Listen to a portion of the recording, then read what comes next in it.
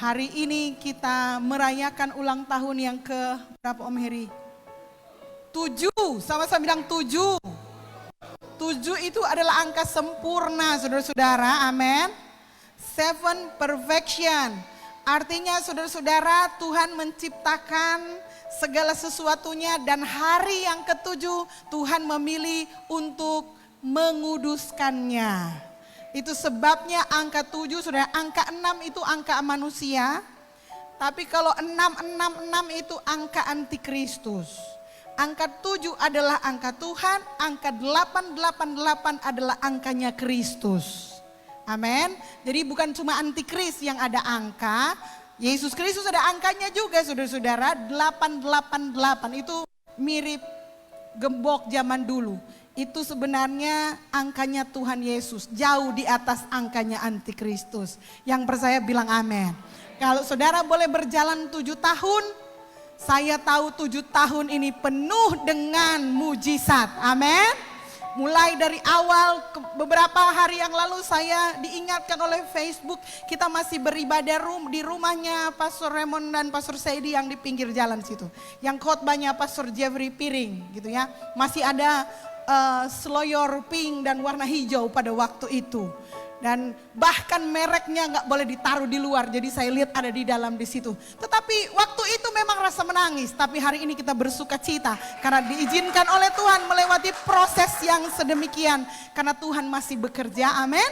Dan kita pun akan terus bekerja memberitakan Injil Kerajaan Allah. Yang bersuka cita sama-sama katakan amin. Oke saudara-saudara, karena ini lagi live streaming, jadi termasuk jemaat-jemaat yang ada beribadah di rumah.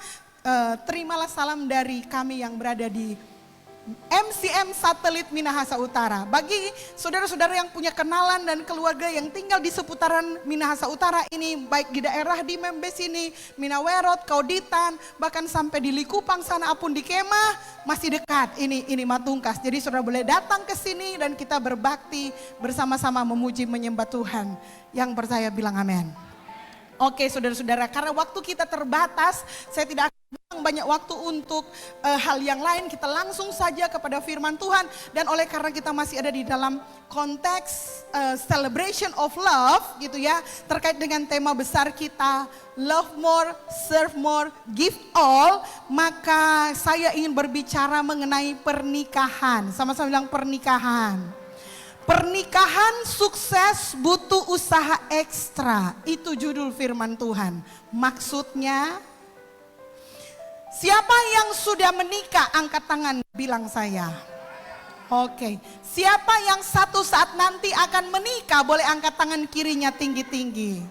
Amin. Siapa yang gak angkat tangan gak menikah? Siapa yang pernah menikah namun pernikahannya hancur? Boleh angkat tangan dalam hati. Ya nanti malu kalau angkat tangan terlalu tinggi. Oke. Nah banyak orang pasti ingin berhasil sukses dalam pernikahannya. Amin. Saya yakin tidak ada satupun yang ingin pernikahannya berantakan atau hancur. Kalau saya tanya masing-masing di antara kita yang sudah lama menikah, yang baru menikah, yang baru kepengen menikah juga, saya tanya apakah kalian mau pernikahannya berlangsung dengan bagus, bahagia, berhasil dan sukses? Maka jawabannya adalah mau. Amin. Tidak ada satupun di antara kita yang ingin pernikahan kita berantakan, hancur ataupun gagal. Nah saudara-saudara, pernikahan yang sukses, kalau saya bilang kata sukses itu berarti kata bahagia dan berhasil, oke? Jadi sukses itu gabungan antara kebahagiaan dan keberhasilan. Sama-sama bilang sukses itu gabungan antara kebahagiaan dan keberhasilan. Rupanya pernikahan yang sukses itu butuh usaha ekstra. Sama-sama bilang ekstra. Dan usaha ini harus diupayakan oleh istri maupun suami. Bahkan jika perlu ada anak-anak boleh. Saudara, tidak mungkin sebuah pernikahan akan sukses atau bahagia dan berhasil tanpa usaha dari dua belah pihak maupun suami, baik suami maupun istri. Enggak mungkin pernikahanmu berbahagia kalau cuma istri yang ingin pernikahannya sukses, suami enggak terlalu. Enggak mungkin juga pernikahan saudara akan hebat, berbahagia kalau suaminya pengen pernikahan sukses tetapi istrinya enggak mau. Setuju? Amin. Masih gereja karismatik ini toh, amin. Iya gitu saudara-saudara, saya butuh semangati juga. Iya kasih semangat, terima kasih teman-teman gitu ya. Jadi tidak mungkin pernikahan akan sukses tanpa usaha dari kedua belah pihak, baik suami maupun istri. Nah, usaha yang dimaksud ini adalah usaha ekstra. Sama-sama bilang ekstra. Pernikahan yang suksesnya nak mau jadi kalau saudara biasa-biasa saja mengusahakannya. Mengalir joteleh. Yang penting kok ada sama-sama. Enggak. Pernikahan itu butuh usaha ekstra, butuh keringat lebih. Bukan butuh manusia hebat, bukan. Butuh usaha manusia yang lebih. Kalau saudara merasa bahwa saudara hari ini sudah berusaha, namun pernikahanmu masih hancur, masih penuh dengan konflik, masih penuh dengan pertentangan, maka engkau harus berusaha lebih lagi. Amin. Kalau saudara bilang so lebih usaha belum, masih hidup, belum mati. Karena memang pernikahan yang sukses itu butuh usaha. Lihat aja Om Heri sama Tante Palupe. Ya. Kalau ada tampungan air mata yang namanya kirbat itu bisa bicara, dia akan berbicara banyaknya tangisan Tante Palupi dan mungkin Om Heri untuk menampung usaha apa yang mereka kerjakan supaya pernikahan ini bisa berhasil dan menjadi teladan, menjadi pernikahan yang sukses. Bukan tanpa persoalan, bukan tanpa masalah, tetapi bagaimana melewati semuanya itu dan tetap bertahan sampai akhir. Itu yang dinamakan dengan sukses dan berhasil. Dalam keadaan bahagia dan berhasil. Sukses. Oke. Nah, hari ini kita akan belajar sebuah rahasia besar. Sama-sama bilang rahasia besar. Kalau rahasia biasanya nggak ada banyak orang tahu ya. Namanya HR, biasanya itu hanya untuk tertentu.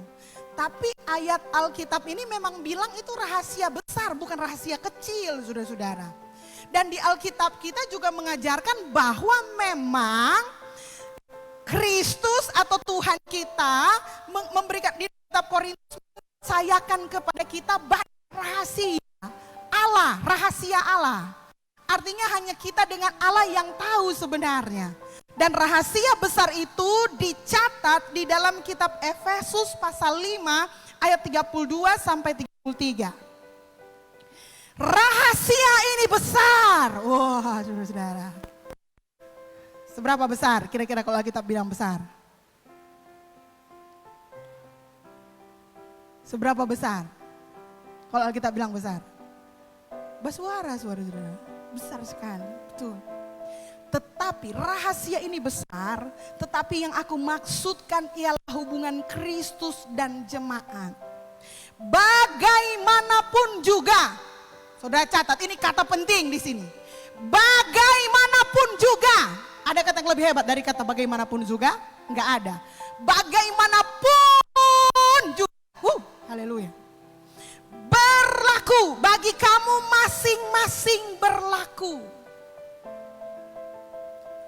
Kasihilah istrimu seperti dirimu sendiri dan istri hendaklah menghormati suaminya.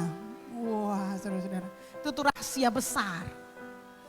Rahasianya apa? Begini. Bagaimanapun juga. Sama-sama bilang bagaimanapun juga. Berlaku. Jadi semua situasi, semua peristiwa, semua konflik, semua kemarahan, semua kebencian, semua kasih sayang itu masuk dalam sebuah kata bagaimanapun juga. Bagaimanapun juga bagi kamu, sama-sama bilang bagi kamu. Masing-masing artinya berlaku bagi istri dan berlaku bagi istri ini. Kasihilah istrimu seperti dirimu sendiri dan istri hendaklah menghormati suaminya. Bagaimanapun juga ada doi, nyanda ada doi. Banyak doi, kurang doi, sakit, sehat, biongo, pandai, apa lagi? Kurus, godek, jantan, kurang jantan, cantik, kurang cantik, bagaimanapun juga. Itu tuh rahasia. Tak baru lu sadar di sini nggak ada AC ya Om Heri. Amin, nanti ada jemaat sumbang AC ya. Haleluya. Itu dulu Saudara. Jadi ini rahasianya. Oke, rahasianya so tahu. Kita mulai dari awal. Efesus 5 ayat 22. Hai istri, tunduklah kepada suamimu seperti kepada Tuhan. Efesus 5 ayat 25. Hai suami, kasihilah istrimu sebagaimana Kristus telah mengasihi jemaatnya dan telah menyerahkannya baginya. Nah saudara-saudara, saudara kalau baca Alkitab itu gampang sebenarnya. Kalau saudara dengar kata lah, itu berarti perintah. Oke? Sama-sama bilang lah. Pergilah, itu perintah. Pergilah. Ikutlah, itu perintah ikut. Betul enggak? Makanlah, kuduslah. Semua kata lah di dalam Alkitab itu berarti perintah atau commandment. Nah Tuhan, dengar baik-baik, Tuhan tidak akan memerintahkan engkau melakukan sesuatu yang engkau tidak bisa kontrol. Fikri menurut ngana hitam atau putih? Hitam Joe, kan cuma contoh ya, dibanding Seidi kamu hitam. Gitu ya. Jadi Fikri dilahirkan dalam keadaan hitam. Ini bukan rasis, ini memang orang Indonesia pekulit gitu. Sawo matang sekali kalau ngana. Super matang gitu ya. Tuhan gak akan memerintahkan kepada Fikri begini. Jadilah putih. Enggak. Biar dia beli banyak dan biarpun dia suka mau jadi putih, dia enggak mau jadi putih. Betul enggak? Biar karena beli scarlet 5 ton, batono di dalam scarlet tetap Fikri paling tetap hitam. Jadi tidak akan muncul perintah firman Tuhan yang berkata putihlah, enggak mungkin. Karena Tuhan tidak mungkin memerintahkan sesuatu yang tidak bisa kita kendalikan. Yang tidak bisa kita kontrol. Kalau Tuhan menyuruh kita melakukan sesuatu, itu berarti kita bisa. Bilang amin. Cuma kadang kita nggak mau. Jadi perbedaan antara mau dan bisa. Nah kita ini jadi jemaat Tuhan ya, termasuk orang gereja, baik yang rajin ke gereja maupun setengah rajin, itu sering kali tidak mau melakukan perintah Tuhan dengan benar. Kita orang ini manusia lebih senang melakukan firman Tuhan yang nyaman-nyaman buat kita. Kalau itu tentang berkat, yes. Kalau itu dengan mujizat, amin. Tapi kalau ada sesuatu yang Tuhan perintahkan dan kita kita tidak suka, maka kita akan berkata, bukan. Itu bukan perintah Tuhan. Itu cuma pastor tambah-tambah sendiri. Gitu. See? Kita kalau sudah terkait dengan perintah Tuhan, kita hanya melakukan apa yang kita suka, senang lakukan, tetapi kita tidak mau melakukan perintah yang sesungguhnya menjadi rahasia yang Tuhan minta kita kerjakan supaya kita punya pernikahan itu baik, maka kita mesti lakukan itu. Gitu loh. Jadi kalau saudara mau pernikahan saudara baik, sukses, berhasil, tetapi saudara tidak melakukan perintah Tuhan, saudara lagi mimpi keras. Itu keluarga bahagia cuma mau berakhir di mimpi, di foto kaweng. Dan tebak siapa yang paling menderita dalam kehidupan ini? Orang-orang yang tidak melakukan perintah Allah. Dan dalam hal ini Tuhan so bilang begini, yo, tak so bilang kuah, nih mau baking, salah sendiri. Kapok. So bilang, nih mau baking. So dikasih tahu caranya, masih nih mau baking. Nah, kalaupun ada orang oke, saya mau lakukan perintah Tuhan. Mereka melakukannya yang gampang-gampang, itu gampang saya mau lakukan.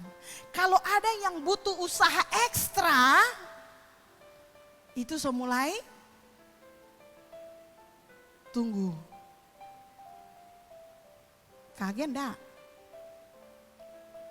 Padahal kunci keberuntungan, semua yang saudara inginkan dalam hidup ini, kesuksesan, keberhasilan, kebahagiaan disediakan Tuhan, disediakan.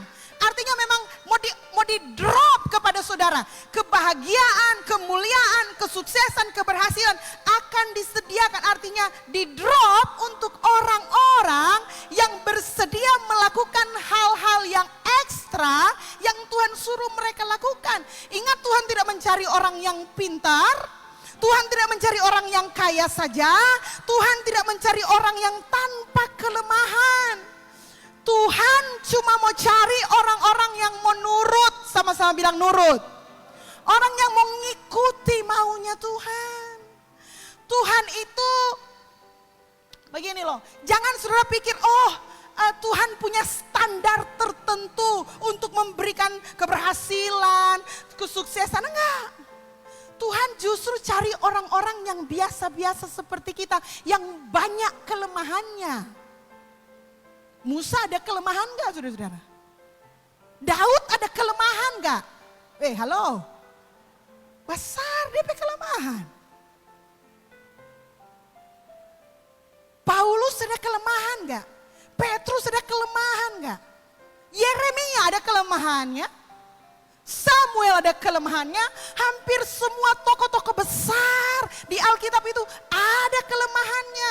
Bahkan orang-orang yang hidup hari ini di tengah kesuksesan, di tengah-tengah apa yang mereka lihat, orang lihat, wih hebat. Mereka juga adalah orang-orang yang penuh dengan kelemahan.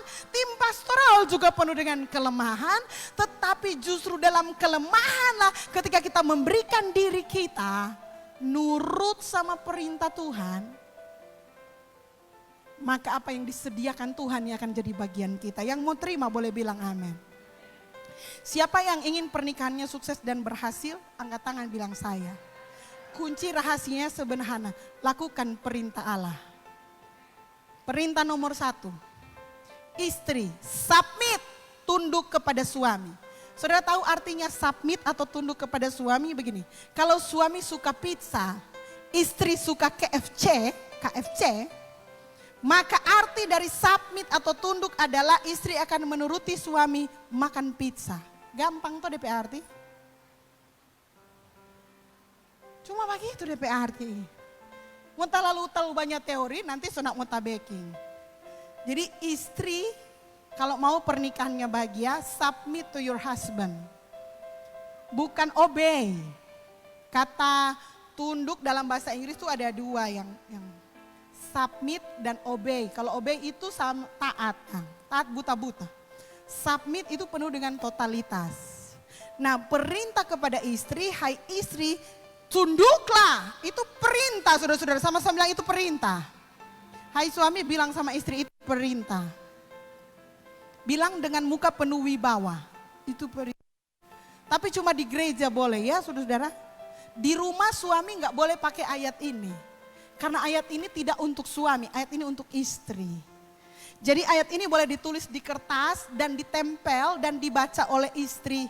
Gitu. Hai istri, khotbahin dirimu, tunduklah kepada suamimu. Amin. Dia nggak akan sakit hati kalau dia khotbah sama dirinya sendiri. Toh?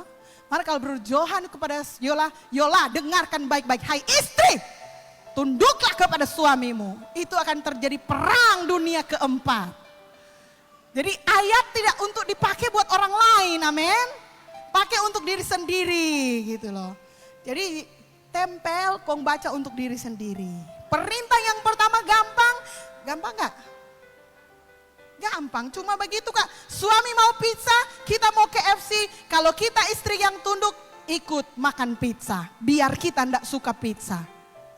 Gampang. Yang kedua, perintah yang kedua, hai suami, kasihilah istrimu sebagaimana Kristus telah mengasihi jemaat dan telah menyerahkan dirinya baginya. Wow. Gampang sekali. Gampang. Ini perlu penekanan. Karena di sini letak masalahnya. Hai suami, kasihilah istrimu sebagaimana Kristus telah mengasihi jemaat dan telah menyerahkan dirinya baginya. Demikian juga suami harus mengasihi istrinya sama seperti tubuhnya sendiri. Saudara perhatikan, siapa yang mengasihi istrinya mengasihi dirinya sendiri. Catat baik-baik bapak-bapak, ini ayat sering lewat. Dan laki-laki, yang laki-laki bakuku kamari, halo.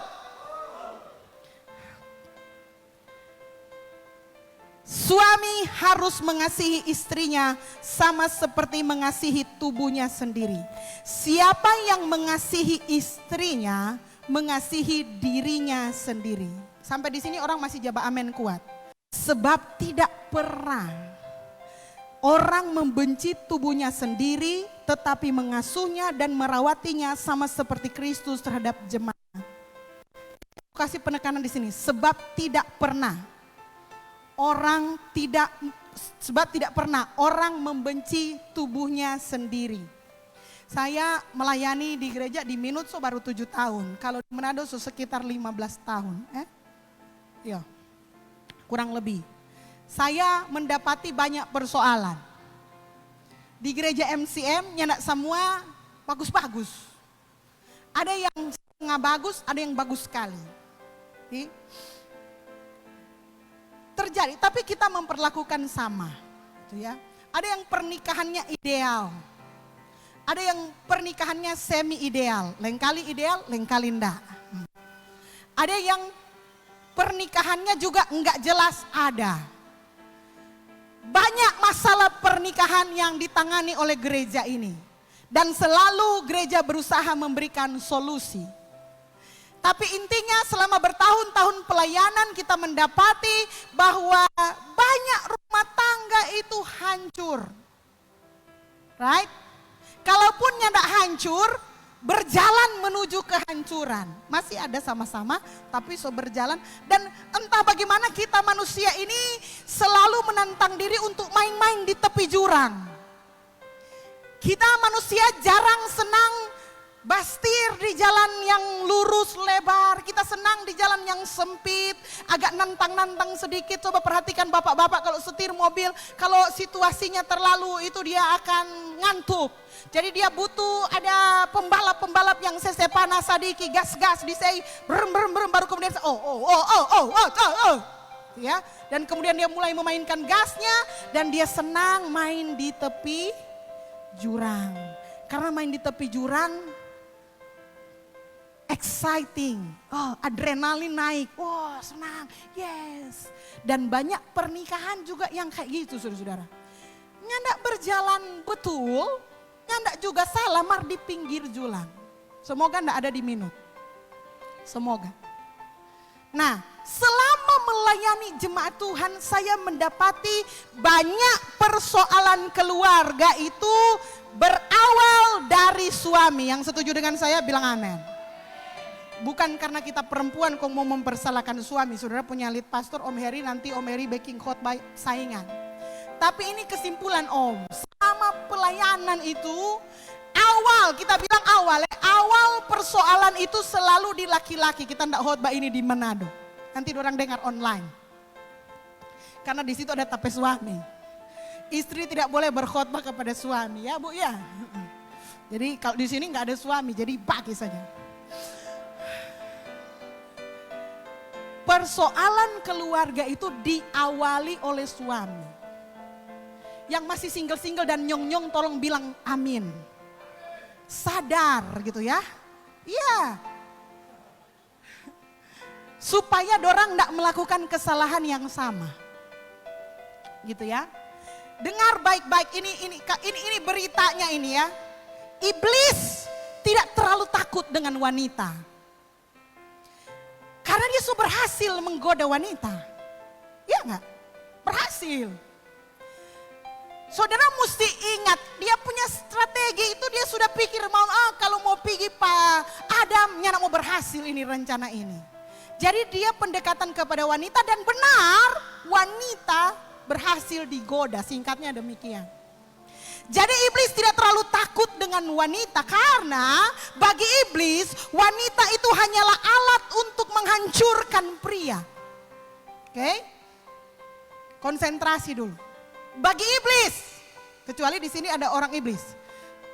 Itu bagi iblis wanita adalah alat untuk menghancurkan pria. Jadi dia nggak terlalu takut, dia bahkan menganggap wanita itu bisa jadi sekutunya. Perpanjangan tangannya tanpa sadar. Nah, karena bagi iblis menghancurkan pria itu berarti menghancurkan segalanya. See? Laki-laki be aware. Ini pria-pria sejati, pria integritas, dengar baik-baik. Saudara adalah sasaran empuk. Karena bagi iblis menghancurkan pria itu menghancurkan segalanya. Karena pria adalah fondasi dari sebuah pernikahan. Amin. Jadi saudara yang punya anak laki-laki, didik keras saudara punya anak laki-laki. Amin. Iya, Kenneth. Siapa yang sudah ada anak laki-laki? Didik keras. Karena dorang target utama. Anak perempuan gampang dibentuk. Saudara suruh ke sekolah minggu. Oh dari kecil dorang langsung pakai baju princess. Tunggu-tunggu hari Sabtu. Anak laki-laki awal masih suka. Semakin besar semakin susah suruh ke gereja. Betul atau betul? Lebih nyong-nyong dia. Memang yang ada di gereja nyong-nyong hari ini itu nyong-nyong luar biasa. Lebih besar, lebih sulit dia mau engage dengan gereja. Lebih sulit dia mau tertanam di gereja. Hanya laki-laki yang luar biasa yang memang berhasil tertanam di gereja. Bilang amin. Dan saudara ada di tempat yang tepat. Nah, waktu konseling itu saudara saya mendapati banyak pria tertekan. Depresi. Dan mereka melakukan dengan baik-baik bapak-bapak. Praktek membenci diri. Ini khusus untuk ibu-ibu tolong perhatikan. Banyak pria mempraktekkan praktek membenci diri ini dengan cara bagaimana gitu ya. Mereka menghukum diri mereka sendiri. Kan begini, kasihi seperti engkau mengasihi diri sendiri. Itu jadi ayat ini ada bab mengandung unsur peda sanger. Bagai ke sana, bagai kamar. Jadi gini, ketika suami nomor satu, dia nggak bisa kendalikan istrinya. Dia tertekan dengan kebutuhan rumah tangga. Yang dia lakukan nomor satu adalah menghancurkan dirinya sendiri. Karena dia berpikir waktu dia menghancurkan dirinya sendiri, sebenarnya dia sedang menghancurkan istri yang dikasihinya. Saudara lihat ya. Karena dia nggak sanggup marah. marah sama istri. Dia kesal dengan mungkin banyak tuntutan yang dia belum bisa penuhi. Dia nggak bisa bilang sama istrinya. Istrinya banyak sekali tuntutan. Dan dia sudah nggak tahu lagi seperti apa. Dia mungkin kalau dia laki-laki baik, dia nggak akan pukul istrinya karena dia mengasihi istrinya.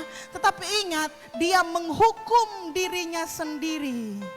Karena ada ayat yang bilang, dia harus mengasihi seperti mengasihi diri sendiri. Dan ini fakta di lapangan, saudara-saudara. Mabuk-mabukan. Ngerokok seperti apa? Kereta api non-stop. Apalagi? Pakai obat-obat terlarang. Masuk menenggelamkan diri pada pornografi.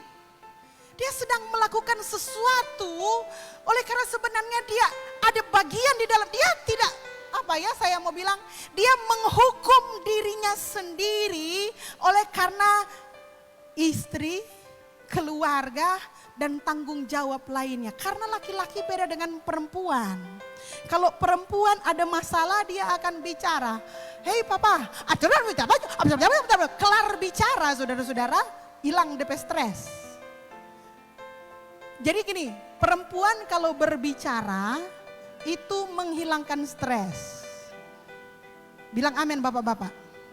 Jadi kalau you punya istri, pasangan banyak bicara, dia sebenarnya tidak butuh nasihatnya. Jadi masalah karena laki-laki selalu mengira kalau istri curhat, oh dia butuh nasihatnya, enggak, dia sedang melepaskan stres. Dalam bentuk kata-kata. Habis dia berkata-kata, jangan kasih nasihat. Gimana triknya? Angkat tangan, pukul sedikit dia punya pundak. Tenang mama. Nggak perlu nasihat pun dia sudah lega. Gimana laki-laki melepaskan stres? Laki-laki enggak bisa seperti perempuan berkata-kata hilang stres. Karena bagi laki-laki berkata-kata itu sebuah informasi. Bagi perempuan itu mencurahkan perasaannya. Satu bahas data, satu bahas perasaan, enggak mau nyambung. Yang terjadi laki-laki adalah dia pendam. Itu kita bilang, dia menghukum dirinya sendiri. Jangan ibu-ibu kira waktu ibu-ibu bilang, pap, sonda ada doi beras. Lalu dia diam, tidak melakukan apa-apa, kemudian itu nggak pernah peduli patorang, nggak berusaha, anak-anak so lapar, anak-anak so kurus, nggak ada baju. Lalu kemudian saudara, dia mungkin diam, tapi bukan berarti dia nyanda stres. Bukan berarti dia tidak tertekan. Lihat cungana, nggak ada peduli kemari, cuma main-main game. Ingat, laki-laki menghukum dirinya sendiri. Jadi sebenarnya kalau laki-laki sedang ada di situasi situ, wanita dalam hal ini istri, padiam. Kasih semangat pada dia. Belum ada makan torang puasa dulu Kang Pap. Yo pastor, 1 hari puasa boleh, maksud 3 hari ini enggak makan-makan komang. Puasa 3 hari. Karena yang penting hubungan. Dengan baik-baik istri, semakin engkau menekan suamimu, semakin dia tertekan, semakin dia makan ke dalam. Itu pasti, karena laki-laki tidak seperti perempuan. Laki-laki itu ibaratnya ikan di akuarium. Sudah tahu? DP air soba mandidi dia tidak bisa bataria. Dia cuma berenang, kong sopani. Kok enggak ada suara? Karena apa? Karena memang begitulah laki-laki diciptakan. Makanya Tuhan bilang, Tuhan kasih tahu cara mengasihi yang benar seperti apa.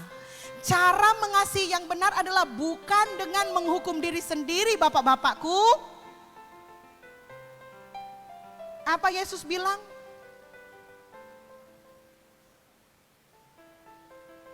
Alkitab berkata, bukan Yesus, Alkitab berkata. Efesus itu Rasul Paulus.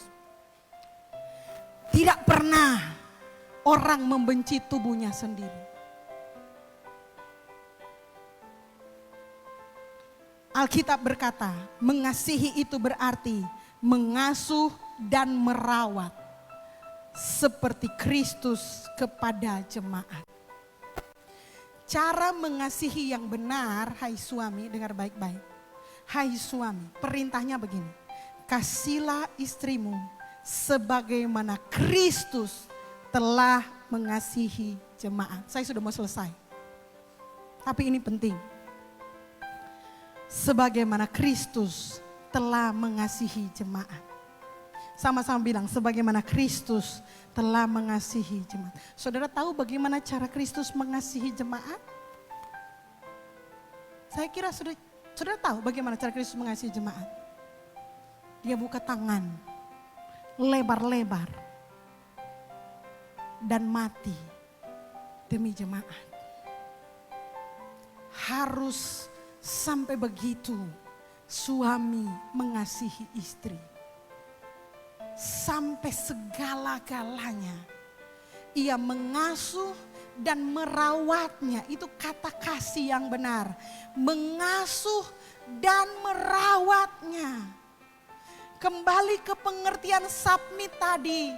Kalau suami pengen makan pizza, istri makan KFC, sebagai istri yang tunduk, dia akan bilang, iko papa pizza.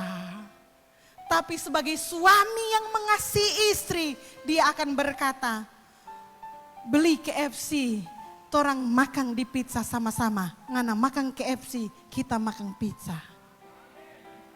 Lebih bagus kalau begini, mari jo torang pi makan pizza sama-sama. Mari jo torang pi makan KFC sama-sama.